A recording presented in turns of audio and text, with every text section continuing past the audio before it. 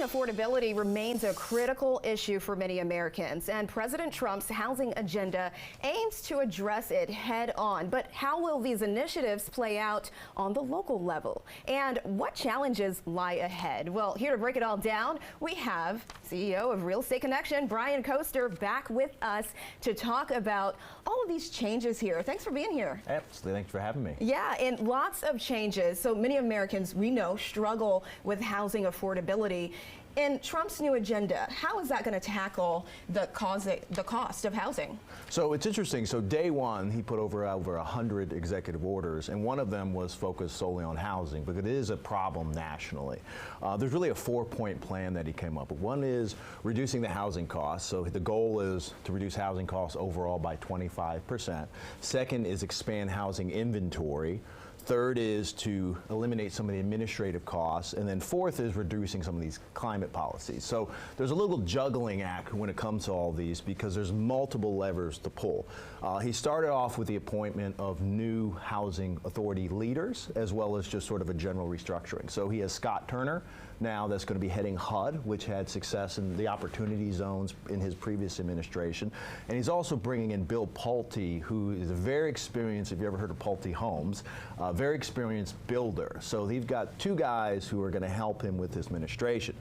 The main focus is going to be focused on the reduction of the inefficiencies associated with housing. So there's a hidden cost in housing, whether that's energy, whether that's zoning, whether that's importation of materials and goods, and then whether that is getting permission to build. So the plan is to address all of these. Now, how that goes about implementing is still to be seen, but the framework is in place.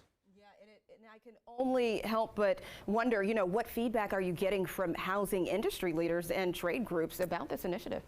So overall, it's been very positive. So I was talking to Rod Alba, who's the head of the American Bankers Association this morning, and you know, the feedback they're getting from their bankers is time has come to make some changes, right? There's cost creeps that have been put in place with FHA, with the GSEs, with Fannie Mae over the last couple of years that have increased the cost of mortgages. There's a tremendous amount of regulatory red tape that has been put in place by the Biden administration and Consumer Financial Protection Bureau, and that has significantly increased the cost of housing. So there's about $90,000 in administrative and regulatory costs associated with buying a house that just doesn't need to be there, and they're focused on eliminating that and making housing more affordable again. Yeah, and regulations, you know, cutting that red tape. What are some potential obstacles with that? So at a federal level, they can provide the framework, but ultimately there's no federal regulations to help build, right? All of that's done at the local level. And so what they really want to do is Scott and Bill need to work with local municipalities, like we've talked about with some of the, you know, Montgomery County zoning or some of the Virginia stuff, to implement the spirit of the regulation at a local level. There's something called implied influence, right? And that implied influence is once the federal regulatory bodies start saying, hey, this is what you want me to do, that trickles down immediately into the local government. So the red tape is really, you've got to get the local municipalities to agree, and that's something they're going to work through with the various agencies.